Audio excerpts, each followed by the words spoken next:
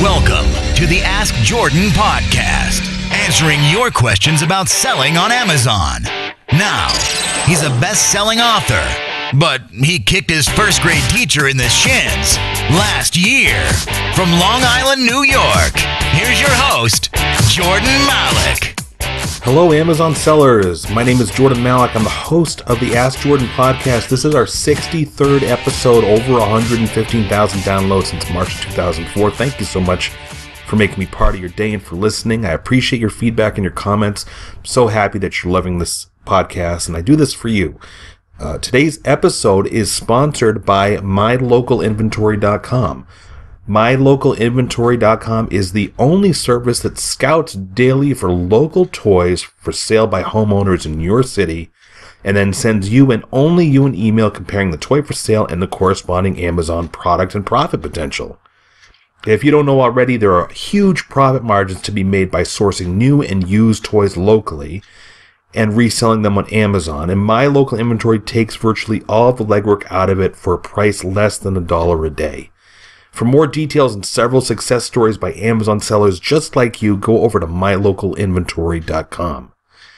Now, if you're listening for the first time, welcome. This is the podcast where we only answer your questions about selling on Amazon. Every episode, we answer a different question from you, the listener, about selling on Amazon. If you missed an episode, if there's a topic you think may already be covered, go to askjordan.net, scroll down, see the recent videos. There's also an archive link for our archived episodes. Remember, you can watch them on YouTube or listen to them on Stitcher or iTunes. And if you want to hear your voice on an episode and get 7 of my best-selling ebooks 100% free, I'm going to tell you how you can do that after we answer today's question. Today's question is from Raul. Go ahead, Raul. Hey, Jordan. This is Raul from Tomato Potato LLC. Yeah, I know, funny name. I really wanted to thank you for this amazing resources that you provide for us first-time FBA merchants. It's really helped a lot for me onboarding onto this new channel. And I had a few questions, and I wanted to see if I can get them in time, in this time limit. But first question I have, I've become a little overwhelmed as far as trying to keep track with all these fulfillment fees, order fees, weight handling fees, pick and packs.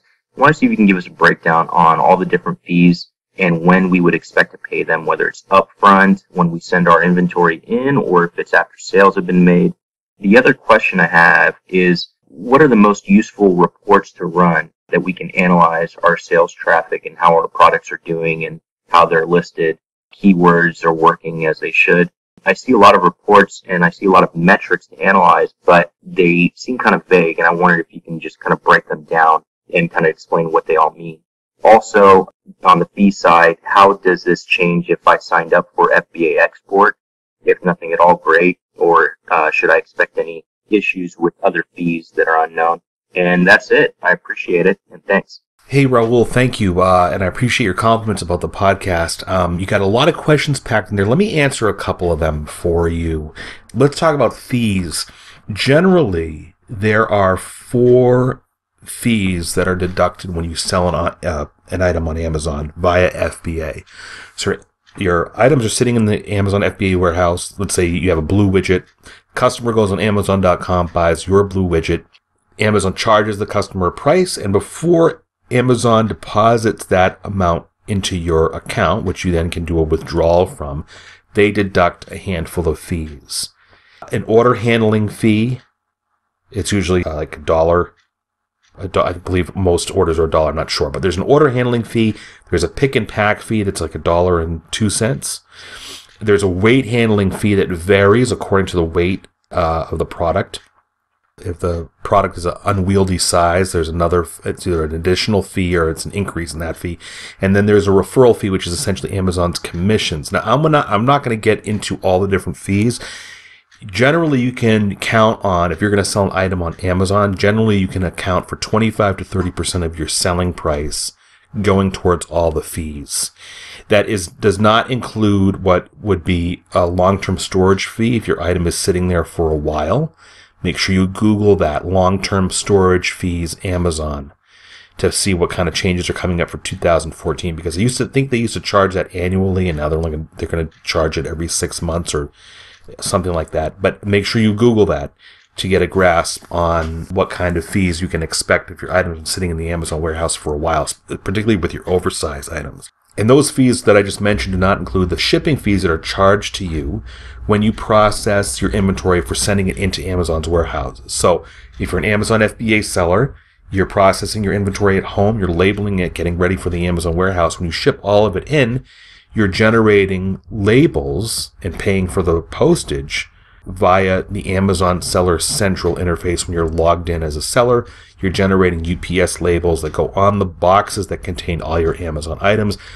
And that fee, that total shipping charge is a lump sum that's deducted from your running Amazon.com balance. And that's typically, say if you send in a box like that contains 25 items, it's usually like the equivalent of a 25 cent to 75 cents or $1 per item. Many sellers freak out at this. And I'm going to get into some details for Raul in terms of looking at your fees more closely, but a lot of sellers freak out. I enjoy that when they freak out because they do what a lot of eBay sellers did, is they left in droves when there was a fee increase. Yeah, it's a considerable amount. It's 30%, 20, between 25 and 30%, or a little bit higher depending on the size of the item, that's deducted from the selling price when you sell an item. It's a considerable amount, but remember, Amazon's taking care of all of fulfillment, most of the customer service, the returns, and the marketing. If you had your own independent website, could you save on a considerable amount of fees? Sure, you could. But you'd be reinvesting elsewhere, and you'd be spending your time handling customer service, returns, picking and packing, etc. And if you're like me, you want to kind of optimize your time. People that are well along the game of selling products on Amazon shouldn't be packaging items themselves per the individual customers. The time that they save by having it done by a fulfillment warehouse like Amazon is definitely worth it, in my opinion.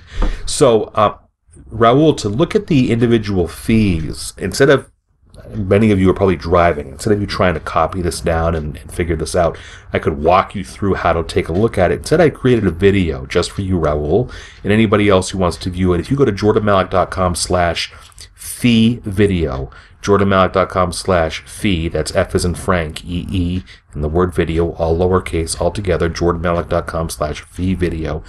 I did a quick video narrating how I download reports to take a look at the fees involved for every transaction. Also, Raul, make sure you look at this page. This is a redirect to a full description of Amazon's fees and how they work when you have an item sold by Amazon's FBA, Fulfillment by Amazon program. jordanmalik.com/FBA fees. jordanmalik.com/F as in Frank, B as in boy, A as in apple, F as in Frank, EE, S as in super. jordanmalik.com/FBA fees. That will give you a breakdown and a kind of basic description of what the fees are. And Raul, to answer your question about keywords don't apply to you when you're an Amazon FBA seller. There's no reports in there that indicate what keywords people used to find your item. And frankly, if you're reselling items that are already in the Amazon catalog, in other words, if you are scouting for products in your local stores or online and you're listing them, but they already exist on Amazon.com, you don't have to worry too much about keywords, or there's really no way for you to optimize that listing if it's already in the Amazon catalog. So I hope that helps you, Raul. I know that didn't answer all your questions, but there are two major ones. Hopefully it did. And Raul gets all 7 of my ebooks about selling on Amazon and eBay. Raul, just go to AskJordan.net, click on the small envelope icon in the upper right-hand corner. Send me an email so I know where to send your ebooks to. And if you, the listener, want to submit a question to the podcast and have a chance to win all my best-selling ebooks just like Raul, call 516-619-ONLINE. That's 516-619-6654. Or go to AskJordan.net and scroll down, look for the directions of submitting your question.